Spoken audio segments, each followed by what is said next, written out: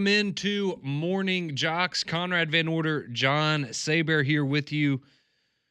Appreciate you joining us this morning. We'll be with you until 7 o'clock. Damian taking a little bit of an extra extended July 4th weekend. So hope many of you had a great time this weekend, whether you stuck around here, maybe you went to the lake, maybe you were at the beach, but had a great time with friends and family, barbecuing, grilling up hot dogs, hamburgers, all that good stuff, shooting off fireworks. Hope everyone had a good weekend based on at least what I could tell in my neck of the woods. Seemed like people had a very good weekend, Saber, because we got fireworks 4 nights in a row. So not just on the 4th of July, every night.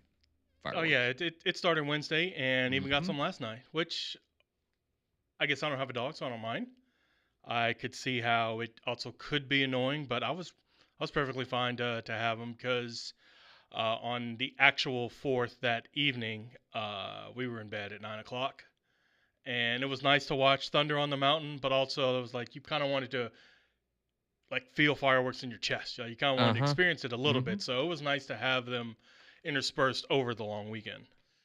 Yeah, so we got that all weekend long, but I know a lot of you again out there having a big time this weekend. So hopefully each and every one of you were safe. Didn't see any crazy bad fireworks stories or anything like that over the weekend. So hopefully all of you stayed nice and safe out there. It was a return to form though, as we had been accustomed to on the 4th of July. We missed it last year, Saber, but it was back this year. And that was, of course, Joey Chestnut at the Nathan's Hot Dog Eating Contest, where he won with 70 dogs. Didn't break his record, but 70 hot dogs, still pretty respectable after taking a year off. So balance is back in It, America. it feels like maybe something was up with the hot dogs because he won with like 50 something. I don't remember the exact 56 or what the exact number was, but he won significantly less than what he had last year. The women's champ, who repeated, she had like 8 or 9 fewer than what she did last year Hmm. too. So I don't know. Maybe they weighed him down a little bit more. Maybe they were overcooked or undercooked. I'm not quite sure, but it felt like even though it was great to see Joey back, he wasn't at his peak. He wasn't at his form, and it wasn't just him. Like it was all across the hot dog eating board, which I thought was rather interesting. Yeah, no, that is an interesting note. Yeah, so he had 70, I guess technically 70 and a half hot dogs this year, which is 6 less than his all-time record. But again, maybe it was just, at least in his case, hey, he took a year off last year because of that whole contract dispute. And I know he was still doing competitions, but maybe a little bit nervous getting back on the 4th of July. But good to see him back and regain the crown that we all know is rightfully his. So maybe It's, next year he'll I break the think he's record. won what 7 of the last 10, I mean, yeah, something yeah. astronomical like that. That's just like wow. Okay, yeah. Is that something like you like to see, or you much rather? Did you like it more so last year when? All right, I can watch and anyone can win. Granted, I don't know anyone, but at least Yeah, anyone could somebody win. else could win. Yeah, that is a fair point there. But yeah, certainly one of the there's probably people out there that would try to argue he's one of the greatest modern male athletes in America. So I guess if you consider competitive eating a sport, then yeah, sure, we could have that conversation. But anyways, good to see Joey Chestnut back on center stage there on July 4th. And it was also a great weekend for you if you are an Alabama football fan, because as you know, if you've been following along here for the last couple of weeks, recruiting pretty much hasn't stopped for Alabama. They have had commitment after commitment now for the past couple of weeks, and that continued over the holiday weekend. So we will start off with the big news that you had coming down on Saturday, as you had 5-star safety Jira Edwards. He announced his commitment to the Alabama Crimson Tide. So he's a 6'2", 210-pound safety out of Maryland, and he committed to Alabama over Oregon and the Auburn Tigers. So that gave Alabama 5 5-stars in the upcoming class. If you are looking at On3's rankings, that is the 4th 5-star commitment that they've picked up in the last 2 weeks as well. And it continued on over the weekend because on the actual holiday of July 4th, you had a 4-star defensive lineman in Nolan Wilson who committed to Alabama. He's out of the state of Mississippi, 6'4", 260-pound defensive lineman, chose Alabama over Miami, Ole Miss, Florida, and Auburn. So that was another big target for the Crimson Tide that they had been going after for a number of days. So you get two new additions to the 2026 class, and now Alabama sits with 19 commitments, and they are in the top five, according to both 247 and On Three Sports, both of them listed at the fifth best recruiting class overall. They have more 5 stars than anyone else. So if you look at On Three, they have 5 5 stars. No one else has more than two, and that would be the Ohio States, LSU's, and Oregon's of the world. So, and again, as we say every time we talk about recruiting, doesn't guarantee that all of these kids are going to be there in December signing on the dotted line, but it certainly doesn't hurt to have 5 5 star kids committed to you right now. So currently 5 5 stars, 8 4 stars, and 6 3 stars is the breakdown for Alabama's recruiting class. And there is one more name that they hope to, well, there's multiple more names that they're looking at. But the next big one, I guess, that everyone kind of has their eyes on again is Tank Jones, that 5 star edge rusher here in the state of Alabama. So he announced over the weekend that he hasn't made his final decision yet, but he has narrowed it down to 3 finalists, and Alabama is one of them. So Tank Jones is now choosing between Alabama, Texas A&M, and Oregon. He announced he's from Mobile, Alabama, 6'4", 255 pounds. He is the second highest ranked recruit in the state of Alabama. So that's another big one that we are expecting to commit potentially to Alabama, but he will expect to make his decision here in the month of July at some point. So more on the horizon for Alabama. But again, you just remember they were somewhere in the 50s a couple of weeks ago, and now they find themselves all the way up there in the top five. And, you look at all the schools in front of them. Alabama has 19 commits. Notre Dame has 25.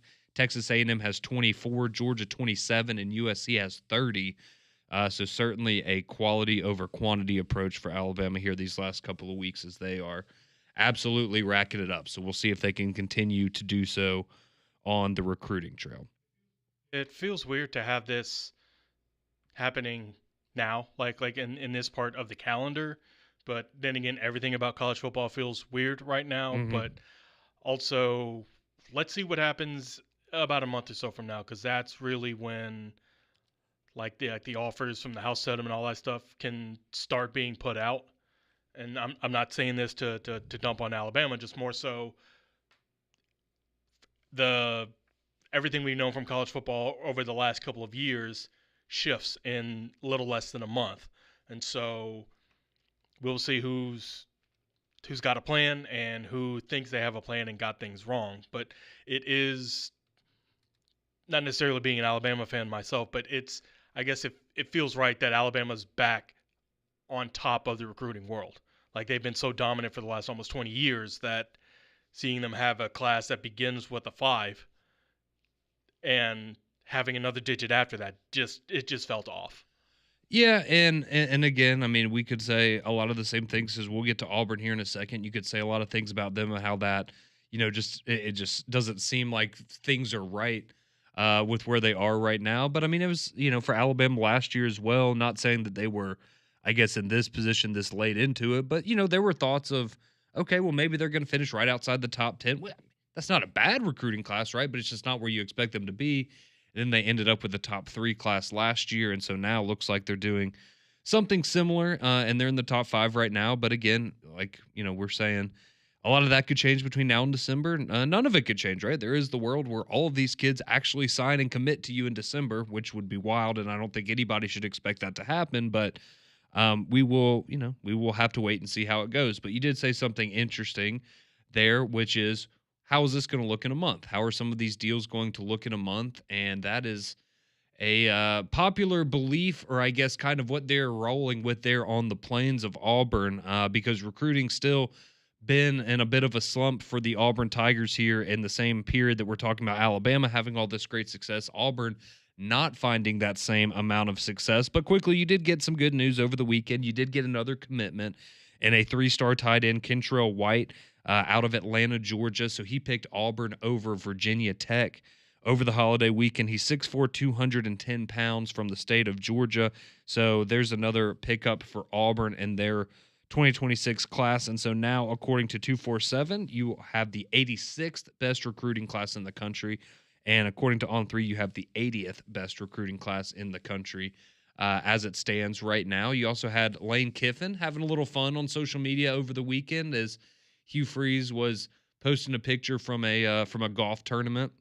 And of course, Lane Kiffin had to go in there and compliment Hugh Freeze's golf game and say, "Hey, man, your game's on fire right now," and just kind of going along with the whole narrative that came from Michael Casagrande's story on AL.com. You had Golf Digest over the weekend.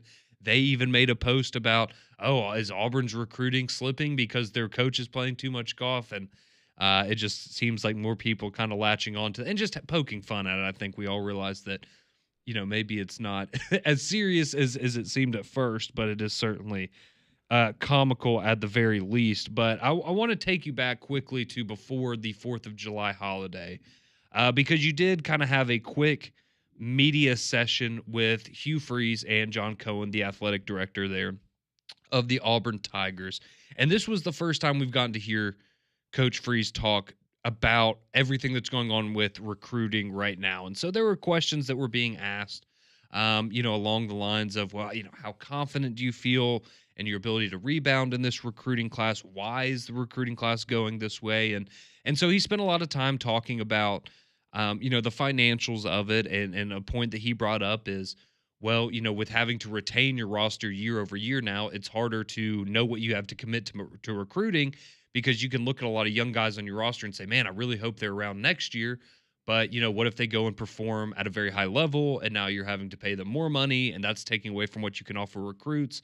And so he mentioned that as being, an interesting obstacle that they're having to deal with right now. But, he also had some positive things to say about, particular guys and the outlook for the upcoming season. But he did have one interesting comment that I did want to share and kind of get some thoughts on it. And this was Hugh Freeze. He was talking about recruiting and being asked about essentially just how he feels right now with Auburn being ranked in the 80s in recruiting, and how he thinks maybe some other programs have been going about their recruitments. I mean, it's hard to feel great when you're not one of the top ranked recruiting classes, and I think Auburn should be. But I'm confident in our administration and the way that they lead, and trust them immensely that we're doing things the right way. And at the end of the day, that's really what we have to do, in my opinion, is we can't put ourselves in jeopardy of we've got great interpretations from our administration and our legal team on what the settlement really means and how we should operate, and that's what we're doing. And I'm hopeful that they'll be called out on that at some point. But it is that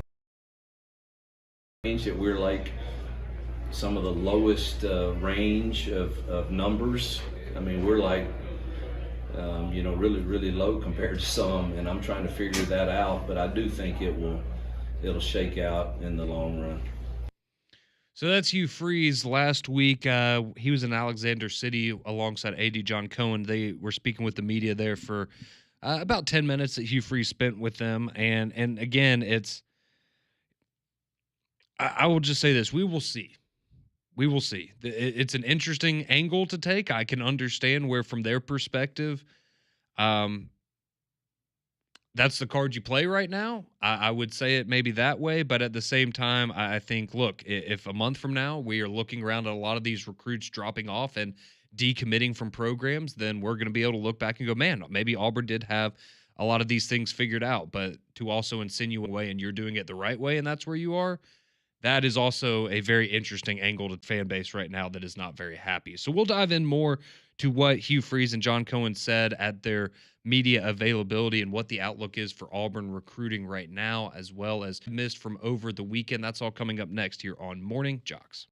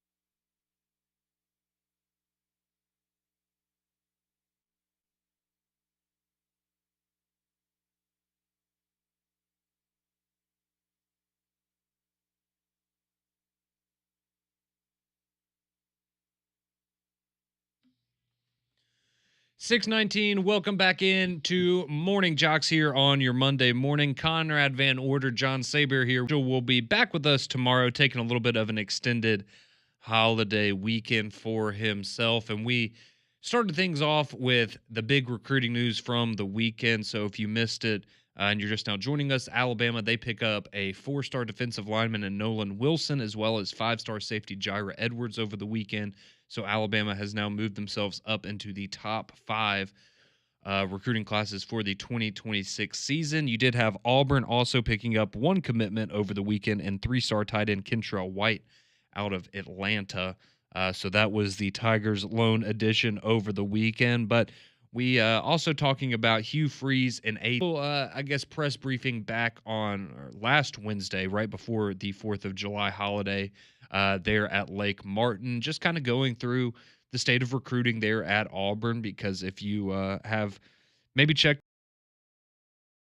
getting back into the swing of things here in the early parts of July, Auburn has not had a lot of success on the recruiting trail as of late. According to 247 Sports, they are 80 recruiting right now. On 3 has them with the 80th best recruiting class, and this was a 2026 class, which again, I mean, you only had a couple guys in there, but going back to the end, that was one of the the things that the Auburn fan base was kind of hanging on to was, wow, we have back-to-back top 10 recruiting classes, and you had a top 10 2026 class last December, because and you thought, man, this is just going to be a snowball effect.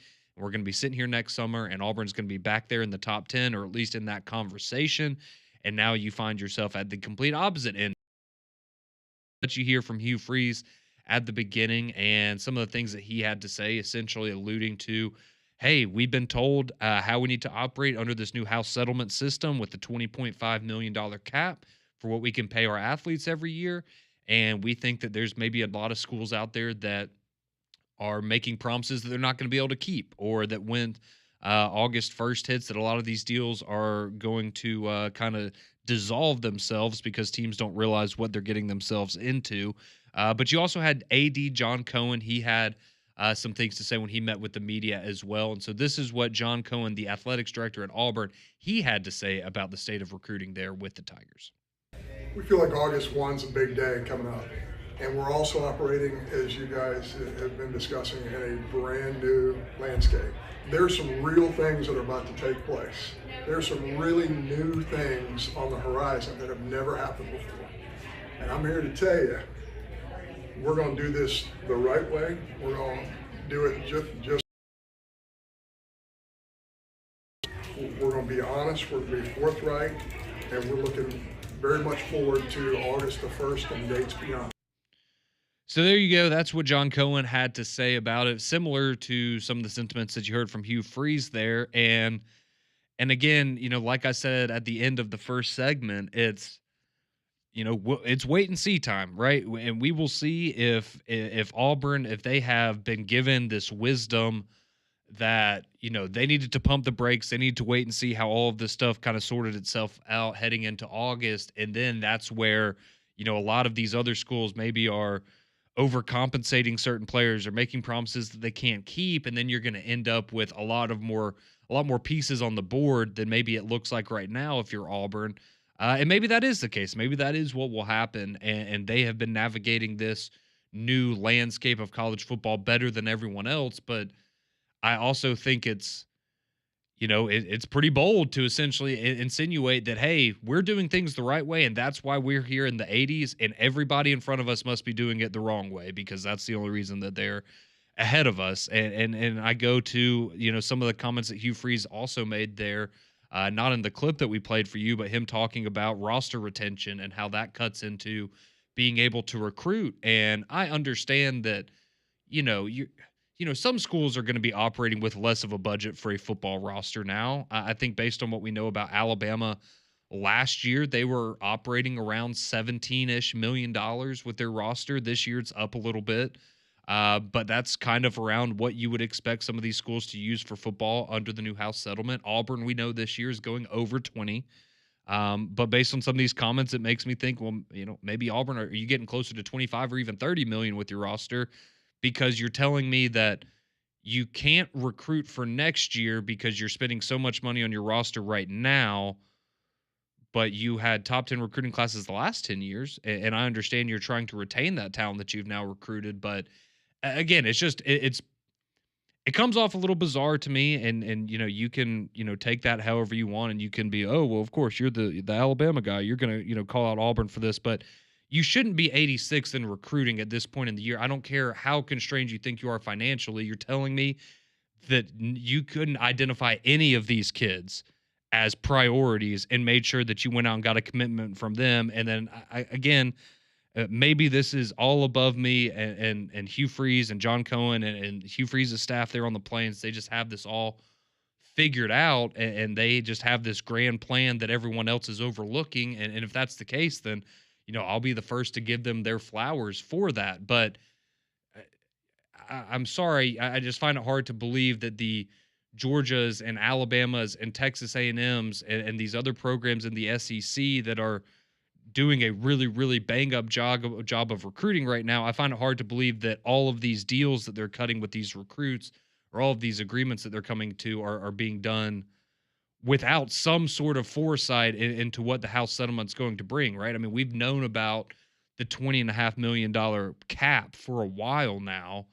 I have to imagine that a lot of these programs and athletic departments had plans in place in terms of how we're going to approach recruiting, how we're going to approach roster retention and things like that. And so again, I could be completely wrong, and Auburn could absolutely have this figured out. It's just hard for me to sit here and think with, be able to sit here with a straight face and tell you, oh yeah, Auburn's doing this the right way. That's why they're in the 80s in recruiting, and everyone else ahead of them is breaking the rules or doing things a dirty way or finding loopholes and paying people under the table. And maybe that is what's going on, Sayberry. Just I don't think this is going to be the win with your fan base that you were maybe hoping it was going to be. What does it say that if you're doing things the right way and you're near triple digits, maybe it's time to start cheating? If everyone else is doing it right, that's not the way it should be. But I wouldn't be surprised if there are a good number of Auburn people right now thinking, do we have to do things the right way? I mean, well, just the irony of family. I mean, if we are the Auburn family, but the Mafia is a family too, and they don't do things the right way. So maybe we should take after them. Well, and that's the irony of this, right? Is Hugh Freeze finally now taking the moral high ground? This is where you're going to stand and say, hey, we're doing. Those guys aren't doing the right thing. We're doing the right thing here. This is where you're going to take that stand, really? I mean, I just a little tone deaf to me, in my opinion. But again, we will take the wait and see approach. We will see if August 1st and the following days after that, there is a mass exodus of these commitments from, the Alabamas, Georgias, USCs, A&Ms of the world, these schools that have these top recruiting classes.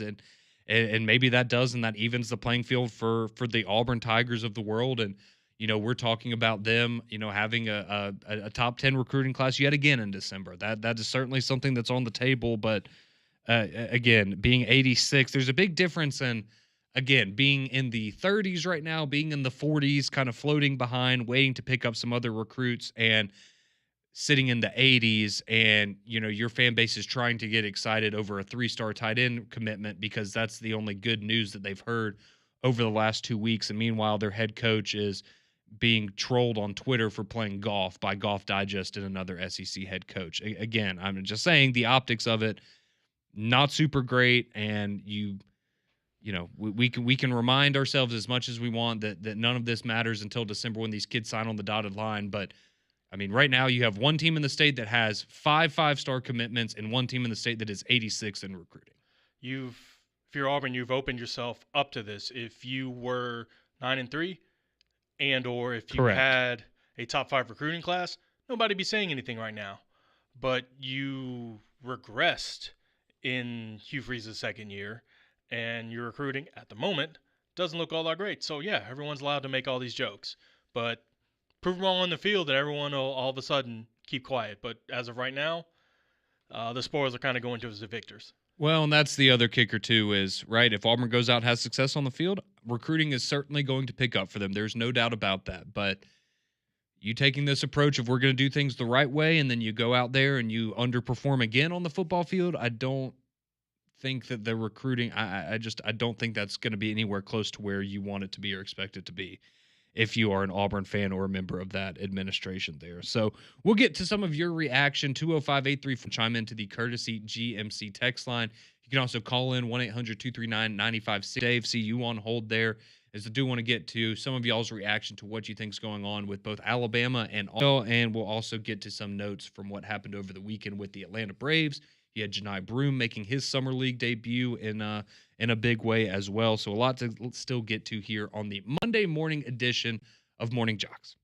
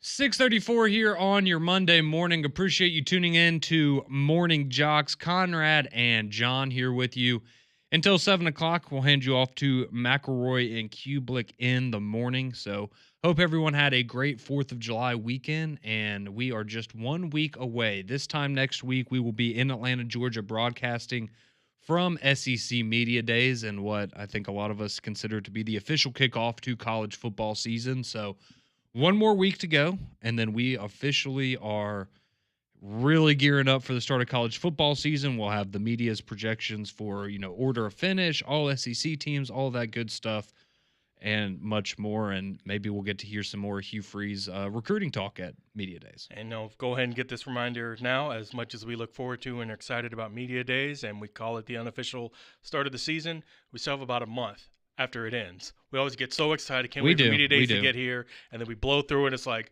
oh, we still got like 2 weeks before they even report. So just remember, pace yourselves, because we're gonna get a lot next week, and it's gonna be a nice little appetizer. But it's like you're at a restaurant and you get the appetizers, but somebody ordered something that takes like an hour and a half to make, and they want to bring it all out at once. So you're just sitting there, and it's like, okay, well, we ordered the appetizers, so where's everything else? And yeah, just be prepared. That is that is an excellent point. And if my counting is correct, I believe we're now 7 Saturdays away from college football. So maybe that sounds a little scarier that you're 7 weekends away still, but it'll be here before we know it. And so we have a lot to look forward to this week or next week, and we'll spend a good bit of time this week kind of diving into what we look to learn from SEC Media Days, what some of our big questions are around each of the teams here in the Southeastern Conference. And of course, we'll be continuing to talk recruiting as Alabama continues their hot streak on the recruiting trail, picking up another 5-star over the weekend in safety Jira Edwards alongside 4-star D lineman Nolan Wilson. You also had Auburn picking up a 3-star tight end in Kentrell White over the weekend, and some interesting comments that we heard earlier in the show from both Hugh Freeze and AD John Cohen, just essentially saying, hey, yeah, it's kind of weird to be as low down as we are in recruiting right now, but we're confident that we have the right plan in place and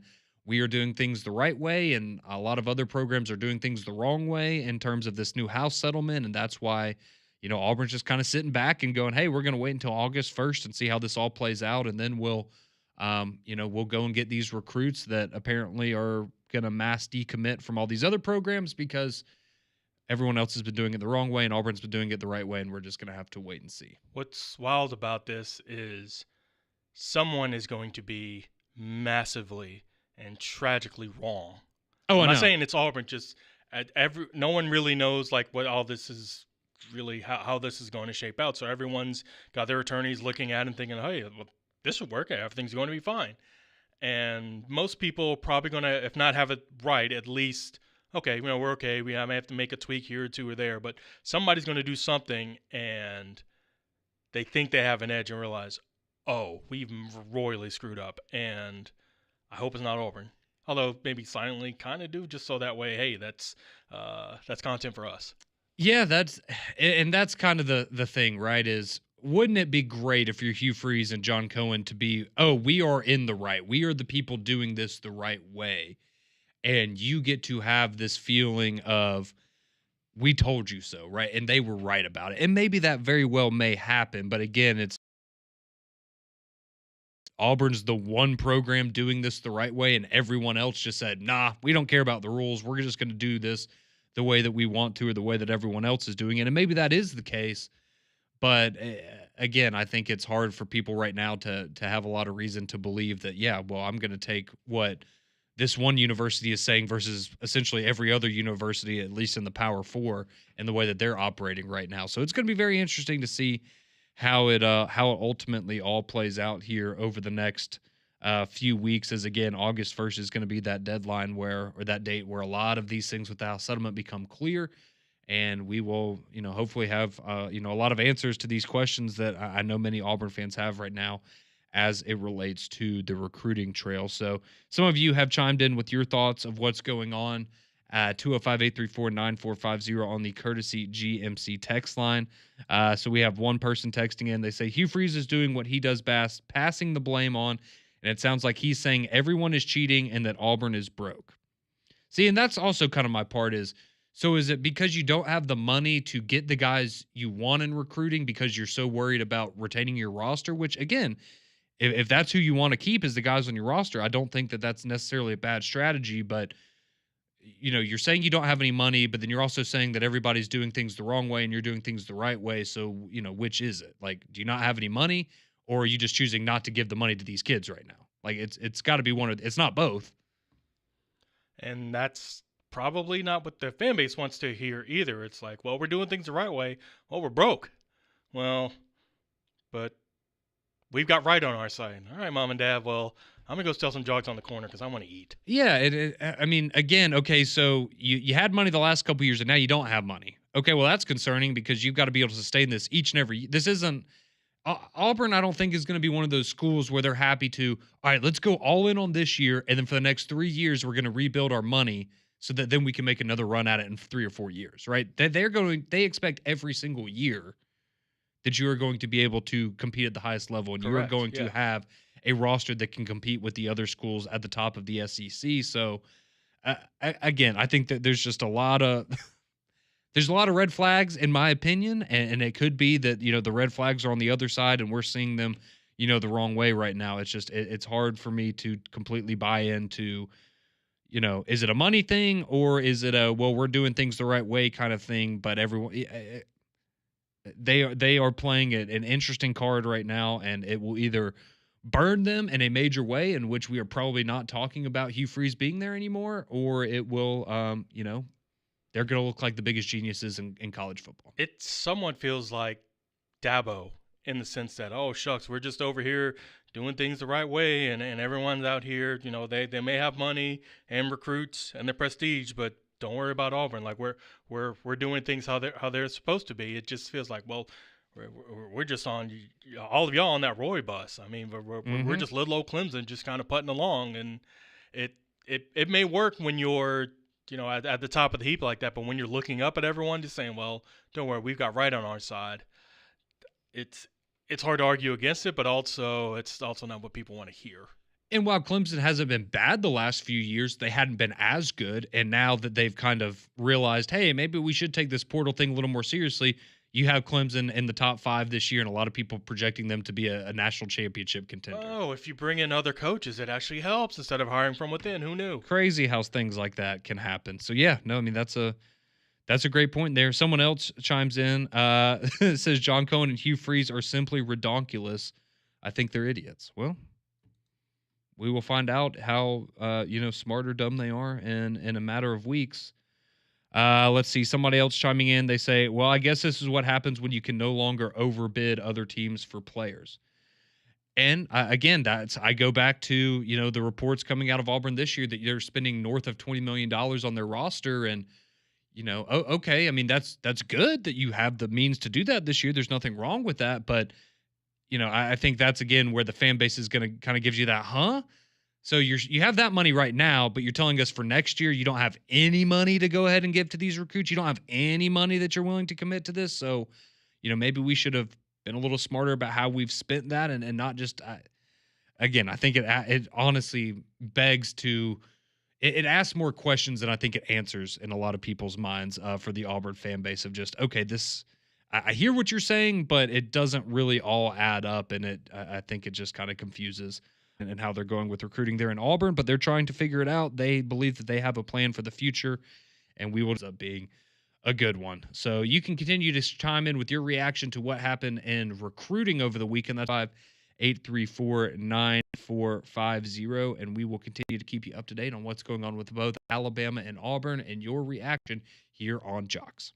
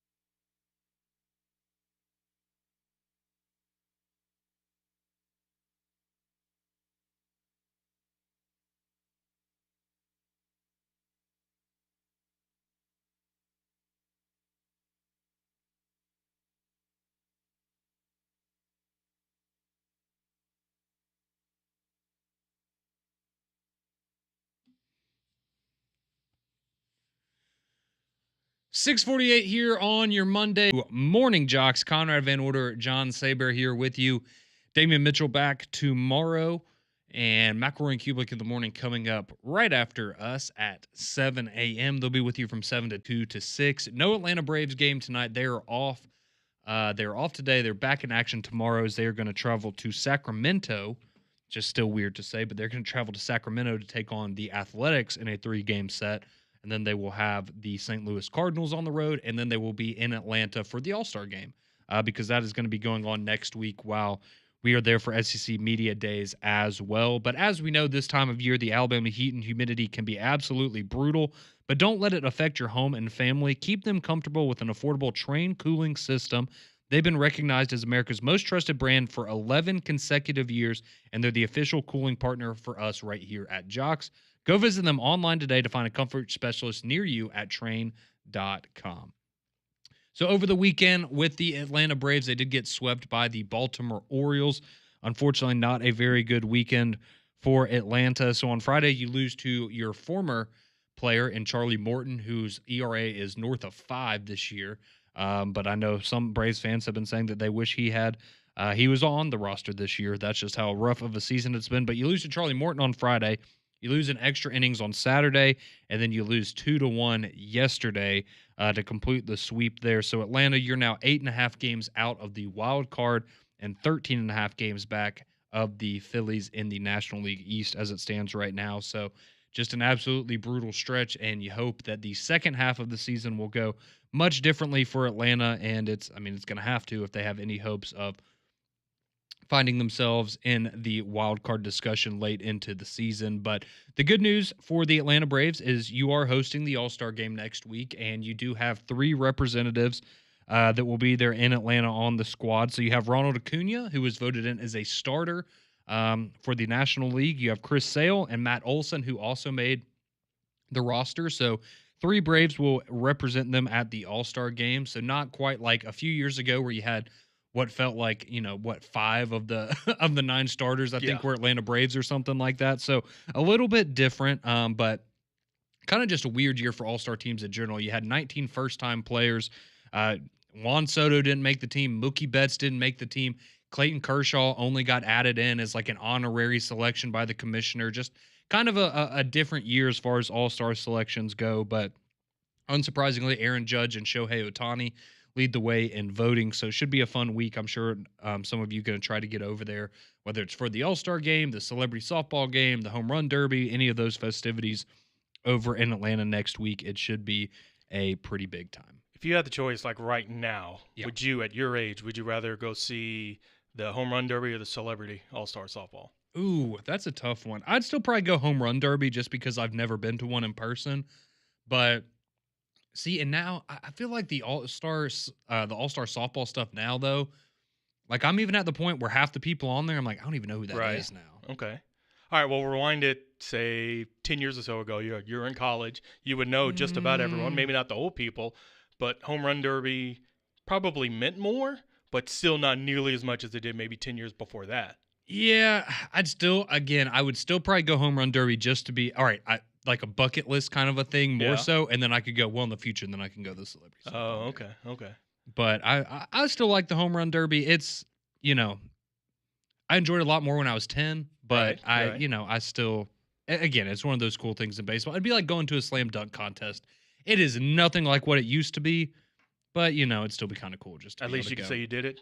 Exactly. At least I could say that I did it in terms of my sports fandom. So would you choose celebrity softball? No, probably not. Well, at this point, probably not. Now, I think I would rather celebrity like basketball than celebrity softball. I agree with that 100%. Than seeing, say, the dunk contest versus home run derby. I think I would probably rather go home run derby because there's still something about the crack of the bat and watching it go long that doesn't get tiresome. No. Slam dunking, or at least in those contests, not that it gets tiresome, but it's like, all right, there's nothing necessarily innovative. You don't have to be innovative for a home run. It's still cool no matter what. Yeah, just how far can you hit it? No, I'm right there. I'm right there with you. So that should be a fun week over there in Atlanta next week for their All-Star festivities. But we spent a lot of time this morning talking recruiting, and so we want to get to a little bit of your reaction here before we hand you off to McElroy and Kublik in the morning. So a couple more texts coming in on the GMC text line. Someone saying Auburn isn't spending money on recruits because they're getting their buyout ready for Hugh Freeze. Surprised that we hadn't heard that one earlier this morning.